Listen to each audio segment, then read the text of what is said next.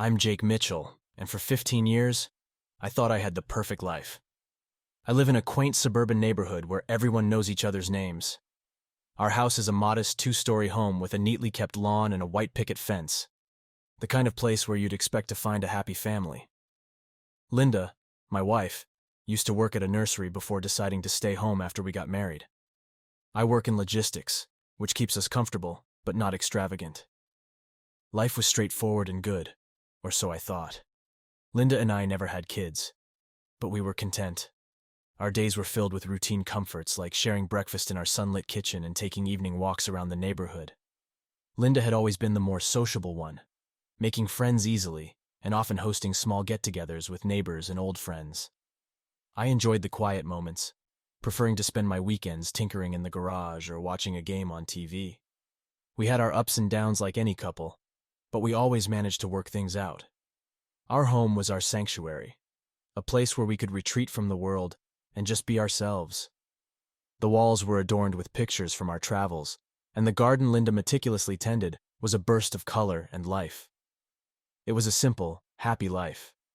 At least, that's what I thought, until everything changed. Little did I know that behind the facade of our idyllic life, Linda was hiding a secret that would shatter everything we had built together.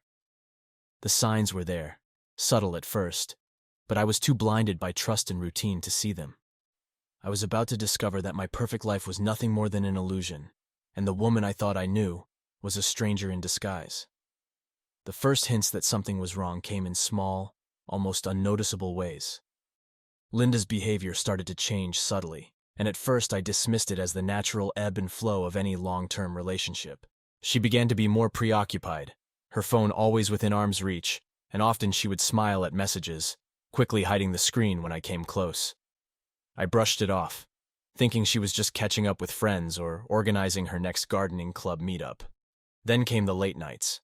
Linda, who used to be a homebody, started going out more often.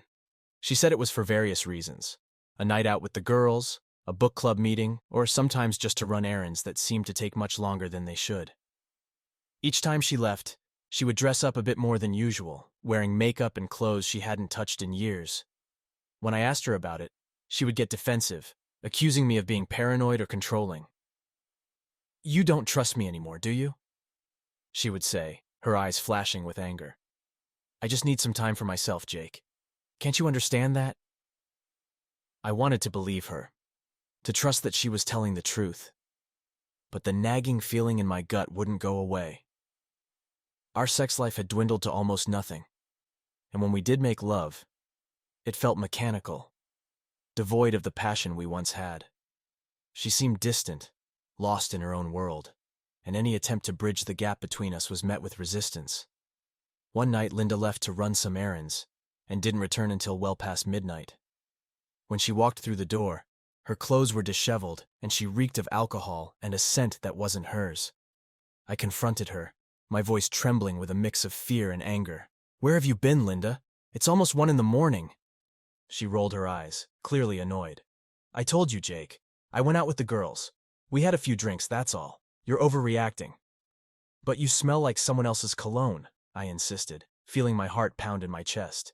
She laughed, a cold, bitter sound. "Oh, for God's sake, Jake. You're imagining things. Just go to bed." I wanted to believe her, but the seed of doubt had been planted. Over the next few weeks, I started to pay more attention, noticing every little thing: her frequent trips out of the house, the way she clung to her phone, and the late-night texts that she would hurriedly hide from me. One evening, as I was about to turn in for the night, Linda's phone buzzed on the kitchen counter. She was upstairs, so I glanced at the screen. A message from someone named Heartthrob, with a heart emoji flashed across it. My blood ran cold. I knew that name. It was Chris, her old school friend who had always seemed a bit too friendly. "Miss you tons, babe," the message read. I felt a wave of nausea. My hands trembled as I picked up her phone and scrolled through their chat history. The messages were explicit, filled with details of secret meetings and intimate moments that made my stomach churn. They had been seeing each other for months, maybe longer. The reality of Linda's betrayal hit me like a freight train. The woman I had loved and trusted for 15 years was living a double life, hiding her infidelity behind a facade of normalcy. My world began to crumble, piece by painful piece, as the full extent of her deception became clear. The night I discovered Linda's affair, I felt an overwhelming mix of anger, betrayal, and despair. Seeing those messages on her phone was like a punch to the gut. I needed to confront her, to hear her admit the truth. But more than that, I needed to confront the man who had come between us. I waited until Linda went out again, saying she had a late-night errand to run. This time, I was ready. I had seen the address in the messages, Chris's apartment. As soon as she left, I grabbed my keys and followed her, my mind racing with thoughts of what I would do when I got there. When I arrived, I saw Linda's car parked outside the building. The sight of it made my blood boil. I walked up to the door and, without thinking, pounded on it with all my strength. Moments later, Chris opened the door, his smug expression turning to shock when he saw me. "What the hell do you think you're doing?" I growled, shoving him back into the apartment. He stumbled, trying to regain his balance. "Jake, wait." I didn't wait. I lunged at him, fists flying. My anger took over and I landed a punch squarely on his jaw. He fell back, crashing into a coffee table and sending magazines and glass flying. Linda screamed from the bedroom, running out in a panic, wearing nothing but a robe hastily thrown over her shoulders. "Jake, stop!" she cried, trying to pull me away. But I couldn't stop. The rage inside me was too intense, too consuming. I grabbed Chris by the collar, lifting him up and slamming him against the wall. "You think you can just waltz in and ruin my life? My marriage? Jake, please, this isn't helping!" Linda pleaded, tears streaming down her face. Chris, his face bloodied, tried to speak, but I wasn't interested in his excuses. "You betrayed me, both of you!" I shouted, my voice cracking with emotion. I let go of Chris, letting him slump to the floor. Linda rushed to his side, her eyes filled with a mix of fear and desperation. "Jake, please, we need to talk about this." "Talk? You want to talk now?" I spat, shaking with fury. "After all the lies, the sneaking around?" Linda's eyes widened as she realized the depth of my anger. "I'm sorry, Jake. I never meant for it to go this far." "Sorry doesn't cut it," I said, my voice low and menacing. "You destroyed everything we had." Chris, struggling to get up, mumbled something incoherent, but I ignored him. My focus was on Linda now. "How long has this been going on?" I demanded. She looked away, unable to meet my gaze. "A few months," she admitted, her voice barely a whisper. "A few months?" I echoed, feeling the sting of her words. "You threw away 15 years for a few months of what? Fun? Excitement?" Linda didn't answer, her silence speaking volumes. I took a deep breath, trying to control the rage bubbling inside me. "We're done, Linda. This marriage is over." I turned to leave, but not before giving Chris one last, disdainful look. "Stay away from me and my wife," I warned, though I knew it was already too late for that. As I walked out of the apartment, the cool night air hit me, and I felt a wave of exhaustion wash over me. The adrenaline was wearing off, leaving me drained and hollow. My mind raced with thoughts of what to do next, how to move forward from this nightmare. But one thing was clear. I couldn't stay with Linda. Not after this. I drove back home in a daze, the events of the night replaying in my mind. The house felt cold and empty when I returned, a stark contrast to the warmth it once held. I knew the days ahead would be filled with difficult conversations and painful decisions, but I had to face them. I had to start picking up the pieces of my shattered life and find a way to move on. The next morning, I woke up feeling like I'd been hit by a truck. My body ached from the confrontation, and my mind was a whirlwind of emotions. I knew I couldn't avoid Linda any longer. We needed to have the conversation that would end our marriage once and for all. Linda was already in the kitchen, sitting at the table with a cup of coffee, her eyes red and swollen from crying.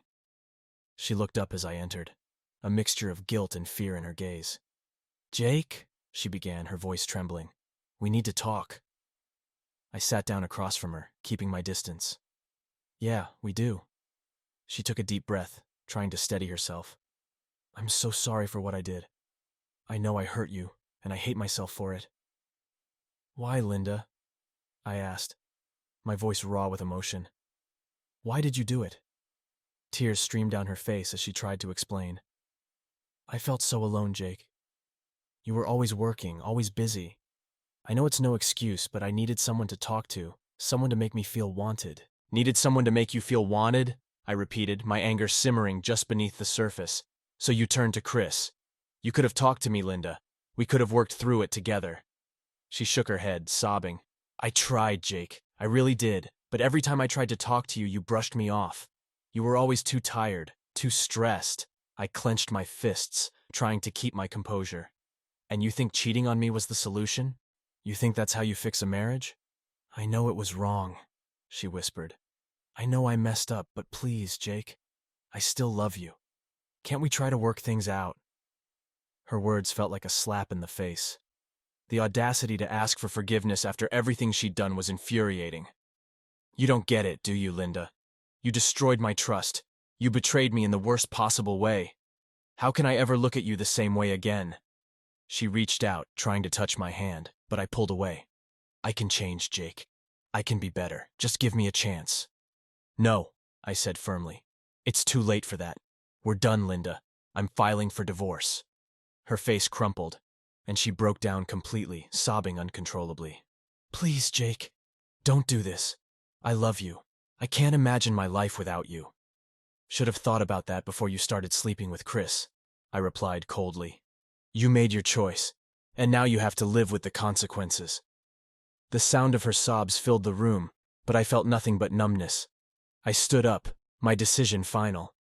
I'll be moving out. You can stay here until we sort everything out. Where will you go?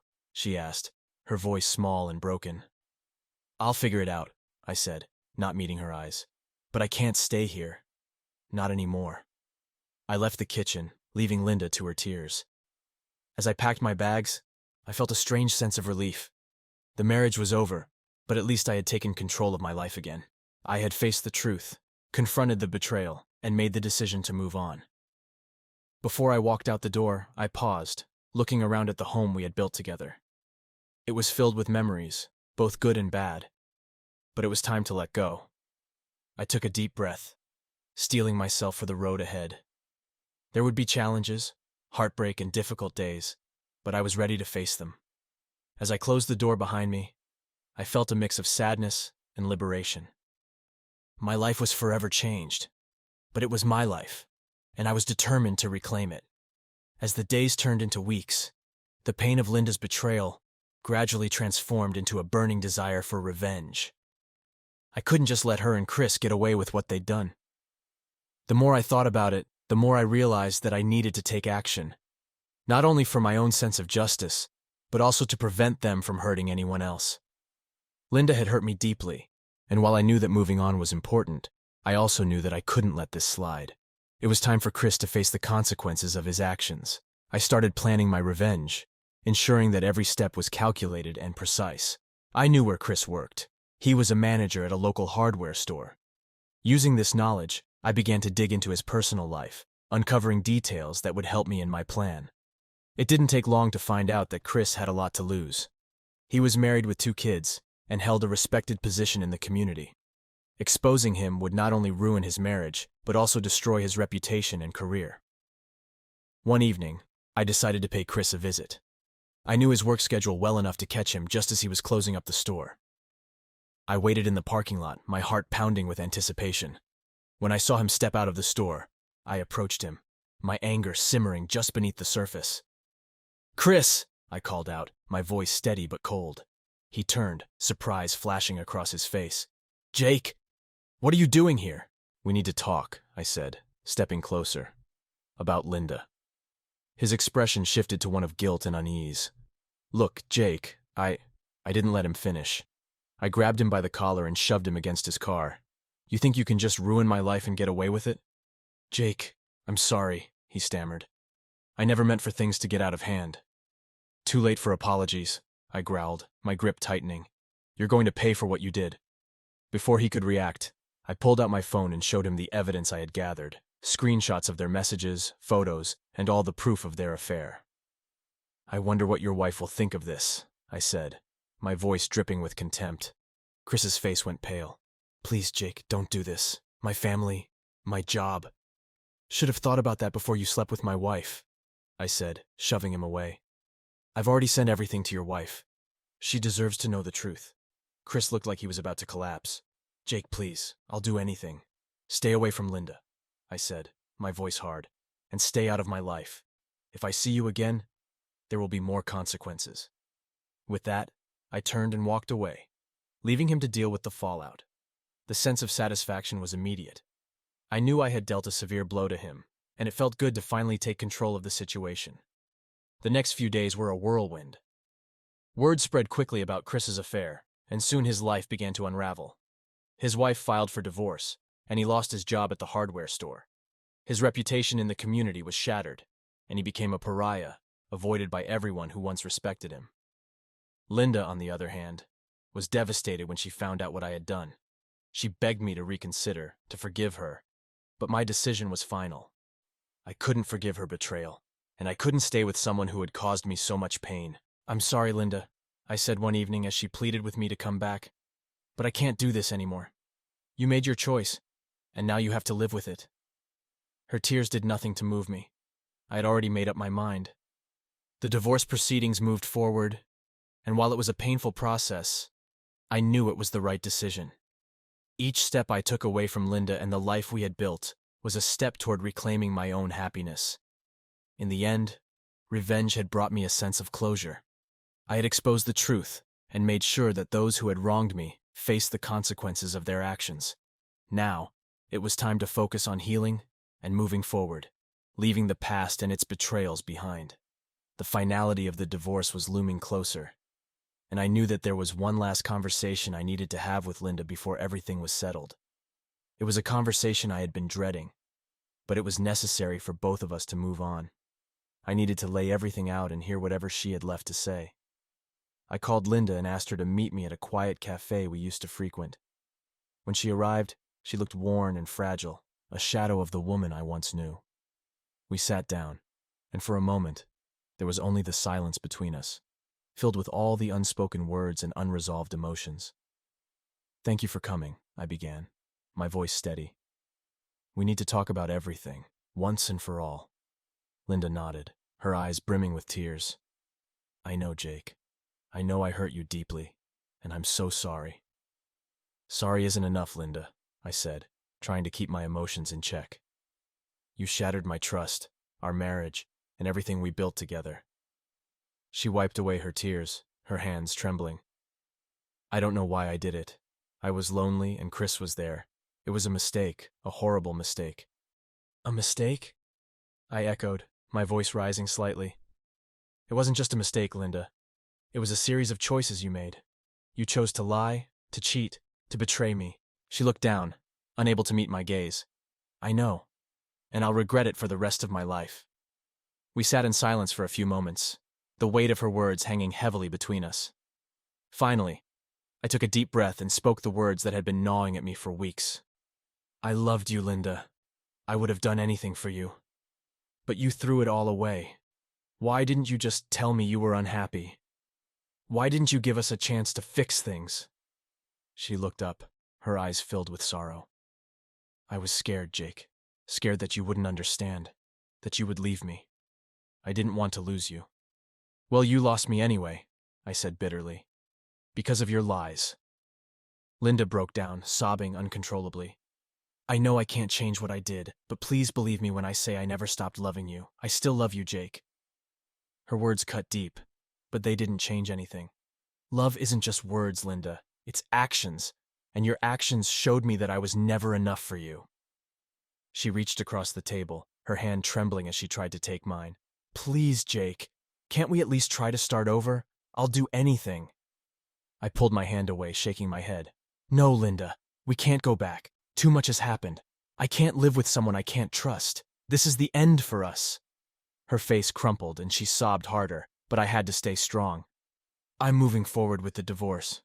We'll split everything fairly, and I'll make sure you're taken care of, but I need to move on. We both do." "How can you be so cold?" she whispered through her tears. "After everything we had?"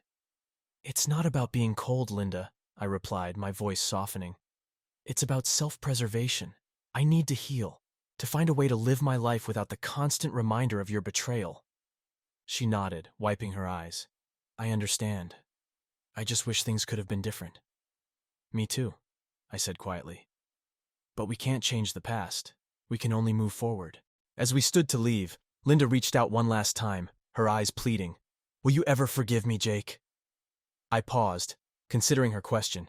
Maybe someday. But right now, I need distance. I need to rebuild my life. She nodded, her shoulders slumping in defeat. I'm so sorry, Jake. I truly am. I know, I said, turning to walk away. Goodbye, Linda.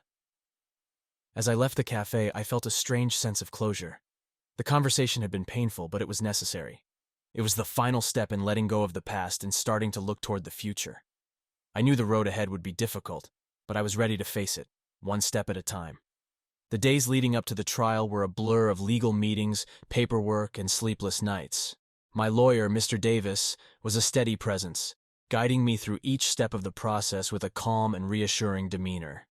He had been thorough in preparing our case, ensuring that every detail was meticulously documented. When the day of the trial finally arrived, I felt a mixture of anxiety and determination. Walking into the courtroom, I saw Linda already seated, her face pale and drawn. She glanced at me briefly, her eyes filled with a mix of sorrow and resignation. I couldn't let her emotions sway me. This was about securing my future and ensuring that I could move on from the betrayal. The judge entered, and the trial began. Our lawyers presented their cases, each arguing for the best interests of their clients. Mr. Davis laid out the evidence of Linda's affair with precision, detailing the emotional and psychological toll it had taken on me. He also highlighted my financial contributions and commitment to our marriage, emphasizing that I deserved a fair settlement. Linda's lawyer tried to paint a picture of a lonely, neglected wife driven to infidelity by my supposed inattentiveness. It was a painful narrative to listen to, but I knew the truth, and I trusted the judge to see through the facade. When it was time for us to testify, I took the stand first. I spoke honestly about the pain and betrayal I had experienced, my voice steady but filled with emotion. I described the moments of doubt, the discovery of the affair, and the confrontation with Chris. I made it clear that while I had my faults, I had always been committed to our marriage and had never strayed. Linda took the stand next. She spoke tearfully about her loneliness and how she felt neglected. She apologized repeatedly, saying she regretted her actions and wished she could take them back. Her words were filled with remorse, but I couldn't help but feel a sense of detachment. It was too late for apologies. After hours of testimony and cross-examination, the judge finally called for a recess to review the evidence. The waiting was excruciating. I sat in the hallway, my mind racing with thoughts of what the outcome would be. Linda sat across from me, her eyes red from crying, but I couldn't bring myself to feel sympathy. When we were called back into the courtroom, the judge delivered the verdict. He acknowledged the pain and suffering caused by Linda's infidelity and ruled in my favor. I was granted a fair division of our assets and, most importantly, a sense of closure. As we left the courtroom, Linda approached me, her face a mask of despair. Jake, I'm sorry. I never wanted it to end like this. I looked at her, feeling a mixture of sadness and relief. I know, Linda, but it's over now. We both need to move on. She nodded, tears streaming down her face. I hope you find happiness, Jake. Take care of yourself, Linda, I replied, turning to leave. It was a bittersweet moment, but I knew it was the beginning of a new chapter in my life. The drive home was quiet, the weight of the trial slowly lifting from my shoulders. For the first time in months, I felt a glimmer of hope. The past was behind me, and I could finally start looking forward to the future. That evening, I sat in my new apartment reflecting on everything that had happened. The journey had been painful and challenging, but I had survived. I had faced the betrayal, confronted the truth, and come out the other side stronger. As I looked out the window at the city lights, I felt a sense of peace. The road ahead was still uncertain, but I was ready to embrace whatever came next. It was time to rebuild my life, to find joy and fulfillment on my own terms. And with that thought, I knew that I was finally on the path to healing. The days after the trial felt like a fresh start. The heavy burden of the past was finally lifting, replaced by a sense of freedom and possibility. My new apartment, small but cozy, became a sanctuary where I could begin to rebuild my life. I threw myself into work, finding solace in the familiar routine. The distraction helped, but I knew that healing required more than just burying myself in tasks. I started exploring hobbies I had long neglected. Photography, something I had always loved, became a new passion. I spent weekends capturing the world through my lens, finding beauty in places I had overlooked for years. Socially, I began to reconnect with old friends and made an effort to meet new people. I joined a local hiking group and found camaraderie in the shared challenges of the trails. Each hike was a reminder that I was capable, resilient, and moving forward. The fresh air and physical exertion were therapeutic, helping to clear my mind and strengthen my body. One evening, after a particularly invigorating hike, I was sitting with the group at a local bar. The conversations flowed easily, laughter filling the air. It was then that I met Emily. She was part of the group but had joined while I was still embroiled in the divorce proceedings, so we hadn't interacted much before. Emily was vibrant and kind, with an infectious enthusiasm for life. As we talked, I found myself drawn to her positivity and genuine interest in getting to know me. We exchanged numbers that night, and soon, we were spending more time together, both within the group and one-on-one. Our connection deepened over time. Emily was patient and understanding, never pushing me to move faster than I was comfortable with. She knew about my past, and instead of judging, she offered support and friendship. It was a slow burn, a relationship built on trust and mutual respect.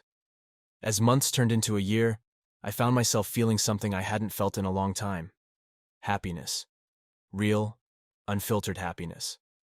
Emily and I grew closer, and she became an integral part of my new life. We explored new places, shared our dreams, and supported each other through the ups and downs. One sunny afternoon, as we walked hand in hand through a local park, Emily turned to me with a smile. "You know, Jake, you've come a long way. I'm really proud of you." I squeezed her hand, feeling a warmth spread through me. "Thanks, Emily. I couldn't have done it without you." She laughed softly. "Oh, you had it in you all along. I just helped you see it." Looking into her eyes, I realized how much my life had changed. The betrayal that once consumed me was now a distant memory. I'd found love again, but more importantly, I'd found myself. I was no longer defined by the past or the actions of others. I was living my life on my own terms, and it felt incredible. Reflecting on the journey, I knew that the pain and struggles had shaped me into a stronger, more resilient person. I had learned to value myself, to recognize my worth, and to never settle for less than I deserved. It was a hard-won lesson, but one that had ultimately led me to a better place. As Emily and I continued our walk, I felt a deep sense of gratitude for the new beginnings, for the love and support of friends, and for the courage to move forward. Life was unpredictable, full of twists and turns, but I was ready to embrace it all. We sat down on a bench, watching the sunset paint the sky with hues of orange and pink. Emily rested her head on my shoulder, and I felt a profound peace settle over me. The future was still uncertain, but for the first time in a long time, I was excited about it. I had found my way out of that darkness, and now the possibilities were endless. As the last rays of the sun dipped below the horizon, I knew that this was just the beginning. There would be challenges and setbacks, but I was ready to face them. With Emily by my side and a newfound sense of purpose, I felt unstoppable. The journey had been long and painful, but it had led me to a place of strength and hope, and for that, I was grateful. The past was behind me, and the future was bright. I was ready to live my life to the fullest, one day at a time.